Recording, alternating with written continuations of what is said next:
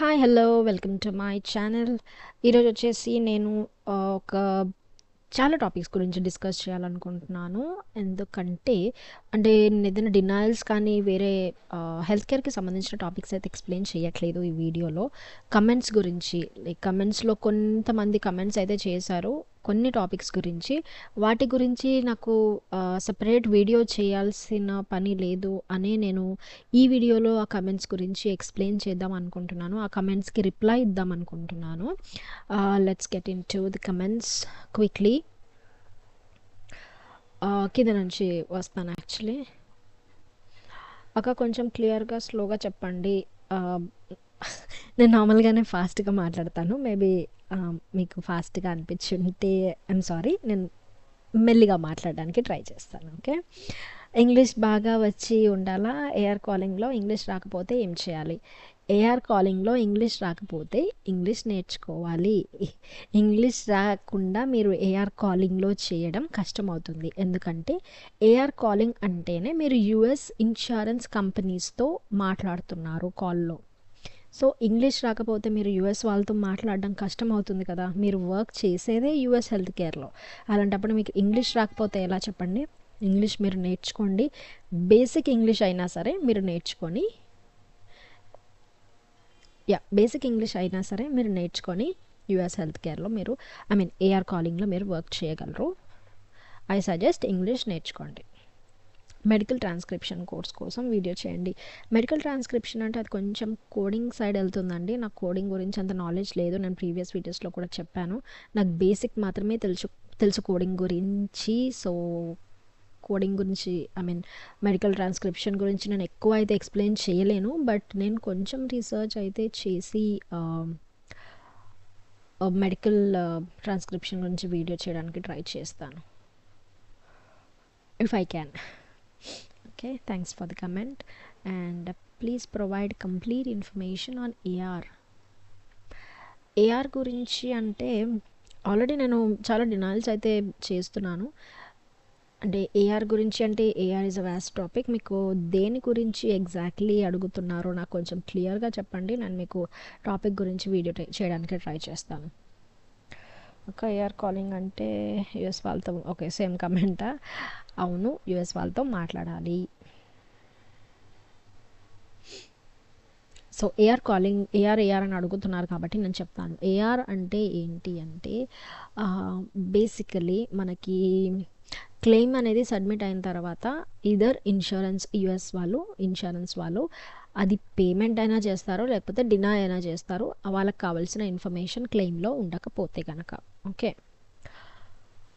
So payment జరిగిన claims అన్నీ కూడా పేమెంట్ పోస్టింగ్కి వెళ్తాయి పేమెంట్ కోసం.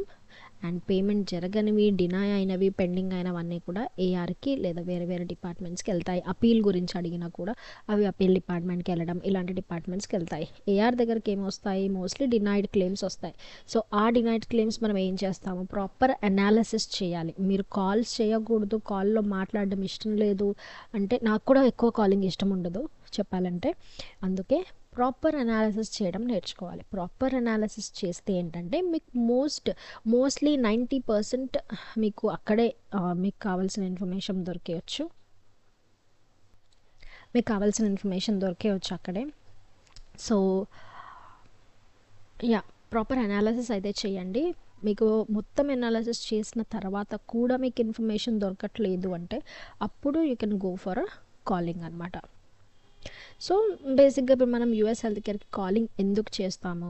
కాల్ చేసి మీకు కావాల్సిన ఇన్ఫర్మేషన్ మీరు తీసుకుంటారు, లేదా వాళ్ళకి ఏమి ఇన్ఫర్మేషన్ కావాలి, క్లెయిమ్ పే చేయడానికి ఏమైతే పెండింగ్ ఉంది, ఏ రీజన్ వల్ల మీరు క్లెయిమ్ డినై చేశారు, ఆ రీజన్కి సంబంధించిన డీటెయిల్స్ కానీ వీటి గురించి క్లియర్ ఇన్ఫర్మేషన్ కోసం మీరు కాల్ అయితే చేయాల్సి ఉంటుంది. ఒకవేళ వాళ్ళు ఇన్కరెక్ట్గా క్లెయిమ్ డినై చేశారు, ఇప్పుడు మీరు ఇవ్వాల్సిన ఇన్ఫర్మేషన్ అంతా కరెక్ట్గానే ఇచ్చారు, కానీ స్టిల్ క్లెయిమ్ ఒక్కొక్కసారి సిస్టమ్ ఎర్రర్ వల్ల కూడా డినై అవుతుంది.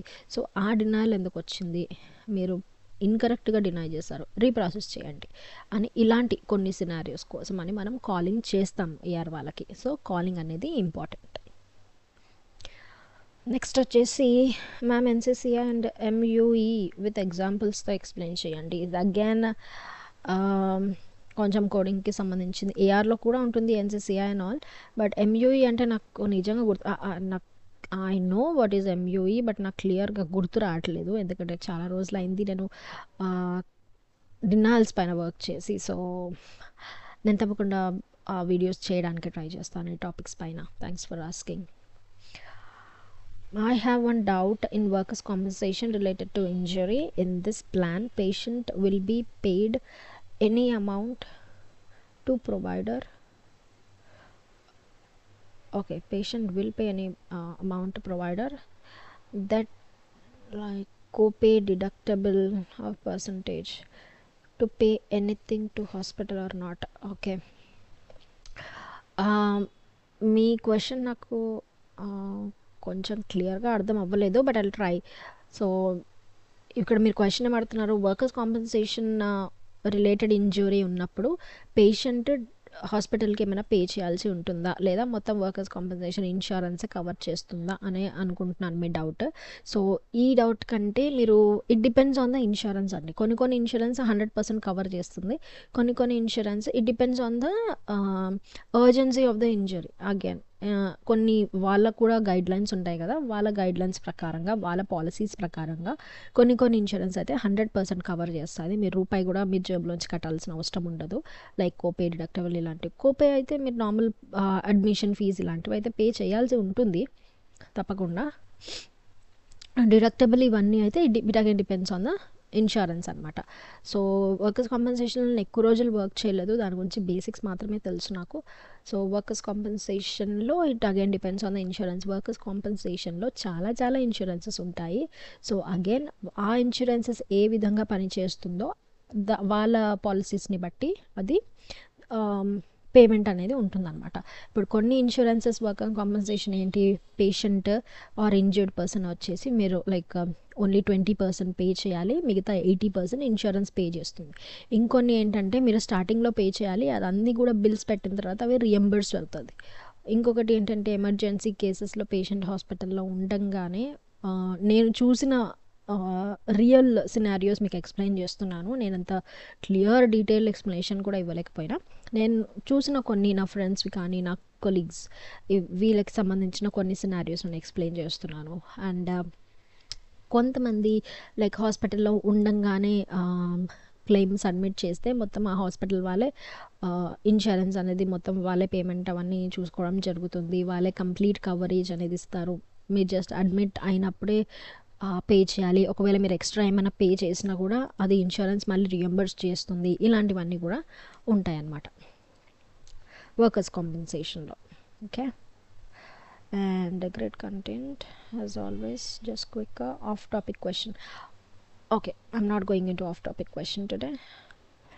Hello, please make a video on these topics. How did you start this career? What did you study? What exam did you give? How much did you earn at different levels? Briefly, don't have to go into details about your salary. This would be helpful.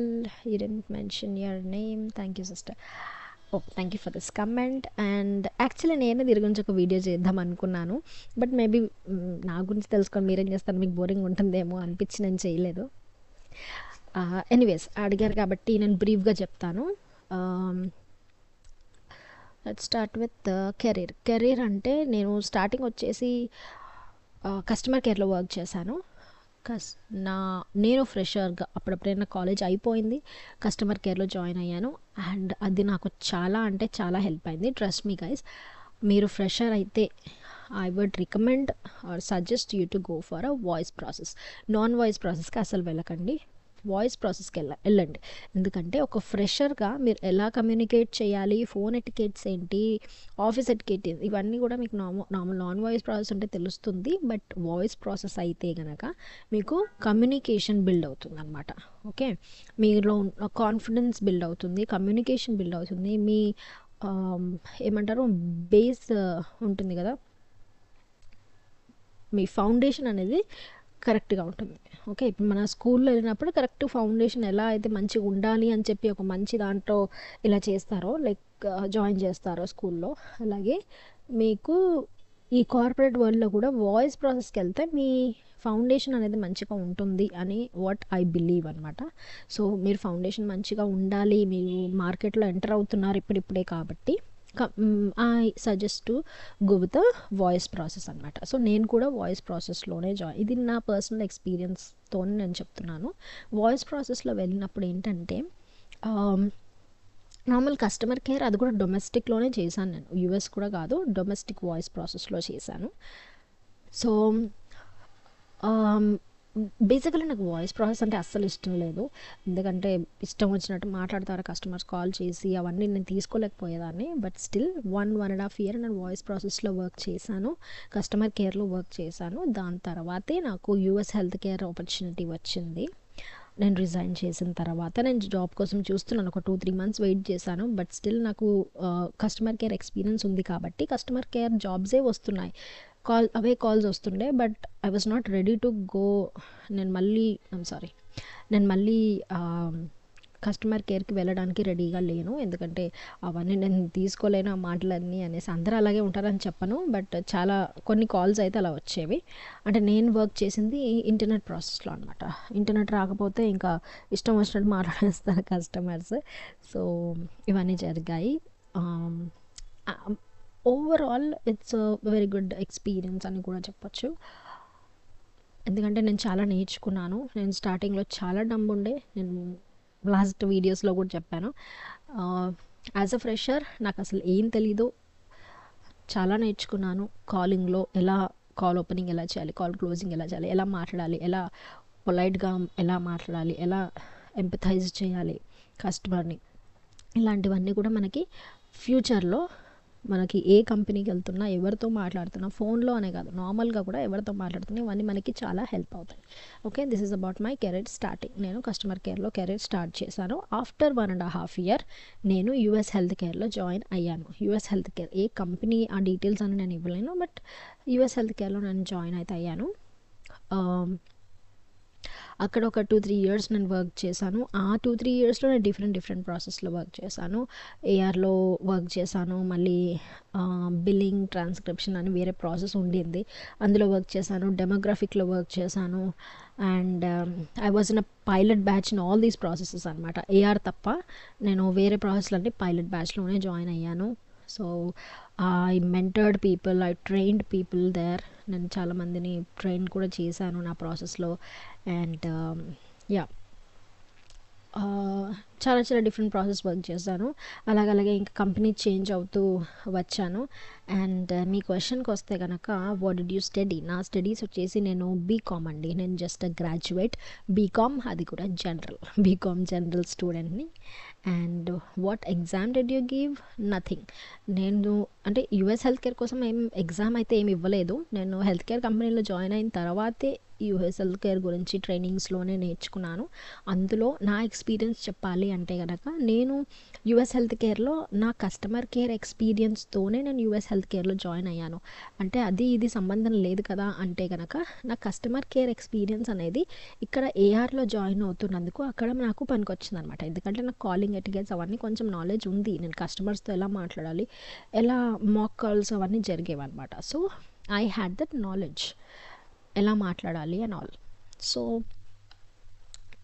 నేను ఇంటర్వ్యూలో కూడా questions అడిగినప్పుడు, interview అంటే గుర్తొచ్చింది, నేను interview కూడా అంటే health కేర్కి సంబంధించిన ఫ్రెషర్స్కి కొన్ని ఇంటర్వ్యూ టిప్స్ ఇవ్వడానికి కానీ, అండ్ యూఎస్ హెల్త్ కేర్ ఎలాంటి క్వశ్చన్స్ అడుగుతారు ఫ్రెషర్స్ని కానీ, అండ్ ఎక్స్పీరియన్స్ వాళ్ళని కానీ ఎలాంటి క్వశ్చన్స్ అడుగుతారు, దీని గురించి ఒక వీడియో అయితే చేస్తాను, నెక్స్ట్ వీక్ చేస్తాను దాని గురించి video. And yes, coming to the topic, ఏం చెప్తున్నాను నేను మర్చిపోయాను. ఓకే, ఎగ్జామ్ అయితే ఏమి ఇవ్వలేదు నేను. General like normal job search చేస్తుంటే నాకు సడన్గా ఇలా యూఎస్ హెల్త్ కేర్ కంపెనీలో, అప్పుడు యూఎస్ హెల్త్ కేర్ అంటే ఏంటో కూడా తెలీదు, జస్ట్ కస్టమర్ కేర్ ఒకటే నాకు తెలిసింది. సో యా, వెళ్ళాను. ఆ ట్రైనింగ్లో నాకేం అర్థం అవ్వలేదు, ఆన్ జాబ్ ట్రైనింగ్లో కూడా నాకేం అర్థం అవ్వలేదు. జాబ్ స్టార్ట్ అయ్యి 3 months అయింది, బట్ ఏదో అలా లైట్గా కొన్ని టర్మినాలజీస్ అర్థమవుతున్నాయి, ఏం అర్థం కాదు, నేను ఇంకా వెళ్ళిపోతాను క్విట్ చేసి అనుకున్నాను. బట్ స్టిల్ అలాగే వర్క్ చేస్తూ ఉన్నాను. దాని తర్వాత నాకు అర్థమైంది మెల్లిమెల్లిగా అర్థం చేసుకున్నాను. నాకు అర్థం కాని టాపిక్స్ మళ్ళీ మళ్ళీ అడిగి అర్థం చేసుకున్నాను. సో నేను అదే కంపెనీలో అసలు ఏమీ అర్థం కాని స్టేజ్ నుంచి నేను కొన్ని బ్యాచెస్కి ట్రైన్ చేసే స్టేజ్ వరకు కూడా వచ్చాను. సో ఇలా యుఎస్ హెల్త్ కేర్ జర్నీ అనేది నాది స్టార్ట్ అయిందండి. ఇంకా శాలరీ విషయానికి వస్తే నేను జాయిన్ అయినప్పుడు మాత్రం 15,000 శాలరీతోనే యూఎస్ హెల్త్ కేర్లో జాయిన్ అయినాను. నేను కస్టమర్ కేర్లో చేసినప్పుడు నాకు 7-8,000 వచ్చేది స్టార్టింగ్లో. దాని తర్వాత యూఎస్ హెల్త్ కేర్కి వెళ్ళినప్పుడు నా స్టార్టింగ్ 15,000తో నేను జాయిన్ అయ్యాను. దాని తర్వాత ఒక 30%, 40% హైక్తో నేను వేరే వేరే కంపెనీస్లో జాయిన్ అవుతూ వచ్చాను అనమాట. ఓకే, దాని తర్వాత నేను ఒక 3-4 కంపెనీస్ కూడా మారాను. ఐ మీన్ ఒక 2 అండ్ ఇక్కడ మీకు ఒక టిప్ ఇవ్వాలనుకుంటున్నాను. ఒక అడ్వైజ్ అనుకోండి, ఫ్రీ అడ్వైజ్. అంటే ఏ కంపెనీలో అయినా సరే మినిమం 2 ఇయర్స్ అయితే ఉండండి. 2 ఇయర్స్ కంటే ముందు క్విట్ చేయొద్దు. 2 ఇయర్స్ తర్వాత కూడా ఎక్కువ రోజులు ఉండొద్దు. If you are getting a position 2 years తర్వాత మంచి పొజిషన్ వస్తుంది ఆ కంపెనీలో, వెల్ అండ్ ఫైన్, మంచి పొజిషన్ తెచ్చుకొని అక్కడ కంటిన్యూ చేయండి. లేదు మీరు 2 ఇయర్స్ తర్వాత కూడా మీకు ఎలాంటి పొజిషన్ రావట్లేదు, మీరు మంచి పర్ఫార్మెన్స్ చేస్తున్నా కూడా అంటే ఐ సజెస్ట్ మీరు అక్కడ రిజైన్ చేసి వేరే కంపెనీలో మంచి హైక్తో జాయిన్ అవ్వండి. అట్లీస్ట్ మీకు ఎందుకంటే ఇన్ఫ్లేషన్ వల్ల మీరు శాలరీ కూడా అదే శాలరీతో మీరు అక్కడ పని చేస్తూ ఉంటే మీకు ఇక్కడ ఇదే కంపెనీలో 2 ఇయర్స్కి మీకు ఒక మహా అంటే ఒక 10% శాలరీ పెరుగుతుంది తప్ప, ఆ 10% కూడా మీరు టాప్ పర్ఫార్మర్ అయితేనే మీకు 10% శాలరీ పెరుగుతుంది, అంతకుమించి మీకు శాలరీ పెరగదు. అదే మీరు వేరే కంపెనీకి వెళ్తే కనుక 2 ఇయర్స్ తర్వాత మీకు మినిమం 30-40% హైక్ అయితే కంపెనీ ఇస్తుంది. అంటే మీరు డిమాండ్ చేయాలి, నాకు వాళ్ళు ఎంత ఇస్తే అంత ఓకే అని కాదు, నాకు నాలెడ్జ్ ఉంది, యూఎస్ హెల్త్ కేర్ నాలెడ్జ్, నేను 30% హైక్ నాకు మినిమం కావాలి అని చెప్పి మీరు డిమాండ్ చేయండి. మినిమం 30% అయితే అన్ని కంపెనీస్ ఇస్తాయి. So this is the one suggestion నేను మీకు ఇస్తాను. అండ్ ఇంటర్వ్యూ గురించి చేసే వీడియోలో నేను ఇంకా క్లియర్గా మీకు ఎక్స్ప్లెయిన్ చేయడానికి ట్రై చేస్తాను. And yeah, this is all pretty much about me. And నా salary gurinchi, as I told you, I started with the 15,000 salary. Yeah, okay.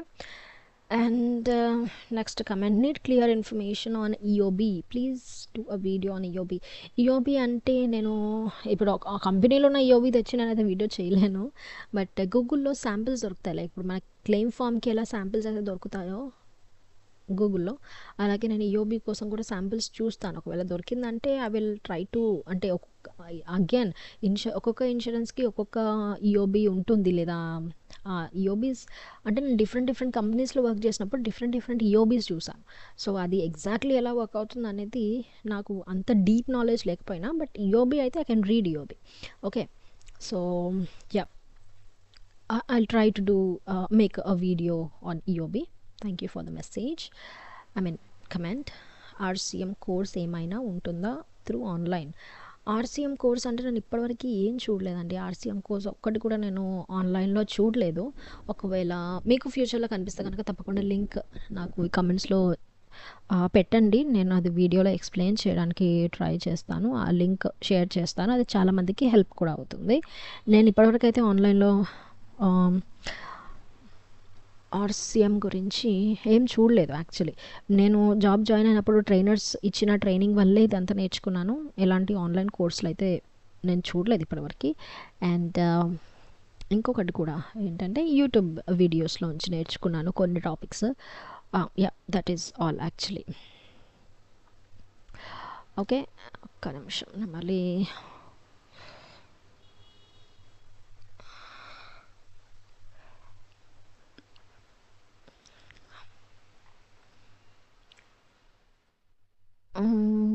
I think that is all for today actually. Okay, అంతే అండి. ఈ రీసెంట్గా ఇంకా ఈ కమెంట్స్కి నేను reply ఇవ్వలేదు కాబట్టి ఈరోజు ఈ కమెంట్స్కి రిప్లై ఇచ్చాను. ఇంకేమైనా డౌట్స్ ఉంటే కనుక నాకు చెప్పండి, I try to clear that. ఒకవేళ అది పెద్ద టాపిక్ అయితే కనుక నేను దాని గురించి వీడియో కూడా చేయడానికి ట్రై చేస్తాను. అండ్ మీకు నెక్స్ట్ ఏ టాపిక్, నేను టైమ్లీ ఫైలింగ్ గురించి నేను ఎప్పటి నుంచి చెప్తున్నాను, ప్రీవియస్ వీడియోస్లో కూడా చెప్పాను, టైమ్లీ ఫైలింగ్ డినైల్ గురించి నేను వీడియో చేస్తాను అని చెప్పి. ఇఫ్ టైం పర్మిట్స్ నేను తప్పకుండా టైమ్లీ ఫైలింగ్ గురించి వీడియో చేసి నేను అప్లోడ్ చేస్తాను with in a week. And మీకు టైమ్లీ ఫైలింగ్ డినైల్ గురించి కావాలా, లేకపోతే ఎలా ఇంటర్వ్యూ గురించి టాపిక్స్ గురించి మీకు వీడియో కావాలో నాకు చెప్పండి. I will try to make a video. And also one last thing, నేను ఈ హెల్త్ కేర్లో చేస్తూనే నేను ఒక ప్యాసివ్ ఇన్కమ్ అయితే ఒక ప్లాట్ఫామ్ త్రూ ఎర్న్ చేస్తున్నాను. ఒకవేళ మీకు కూడా ప్యాసివ్ ఇన్కమ్ ఎర్న్ చేయాలి అనుకుంటే కనుక నాకు మెసేజ్ చేయండి. ఒకవేళ ఇక్కడ కమెంట్లో కాకపోయినా యూఎస్ హెల్త్ కేర్ తెలుగు అని ఇదే లోగోతో ఇన్స్టాగ్రామ్ పేజ్ ఉంది. ఆ ఇన్స్టాగ్రామ్లో నాకు మెసేజ్ చేయండి. నేను తప్పకుండా వర్క్ డీటెయిల్స్ మీకు షేర్ చేస్తాను. ఓకే. అండ్ ఆ ప్లాట్ఫామ్ నుంచి కూడా మీరు చాలా నేర్చుకోవచ్చు అనమాట. చాలా నేర్చుకోనికి ఉంటుంది ఆ ప్లాట్ఫామ్లో నేను నేర్చుకొని కొంచెం ఎర్న్ అయితే చేయడానికి నాకు ఆప్షన్ ఇస్తుంది నా ఖాళీ టైంలో. ఒకవేళ మీకు వర్క్ డీటెయిల్స్ కావాలంటే నాకు చెప్పండి, నేను తప్పకుండా మీకు ఆ వర్క్ డీటెయిల్స్ అనేవి షేర్ చేస్తాను. And this is all for today. I hope you like the video.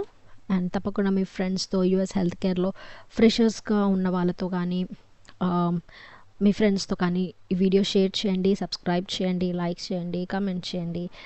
And ఈ ఛానల్ పెట్టడానికి ఓన్లీ పర్పస్ ఈజ్ ఫ్రెషర్స్కి హెల్ప్ అవ్వడానికి మాత్రమే. Okay.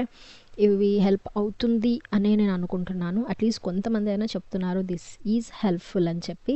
Thank you so much. And ఈ హెల్ప్ఫుల్ అవుతుంది అనే కమెంట్స్ చూసినప్పుడు నాకు ఇంకా వీడియోస్ చేయాలి అనిపిస్తుంది. And yeah, thank you so much for watching. Have a great day ahead. Thank you.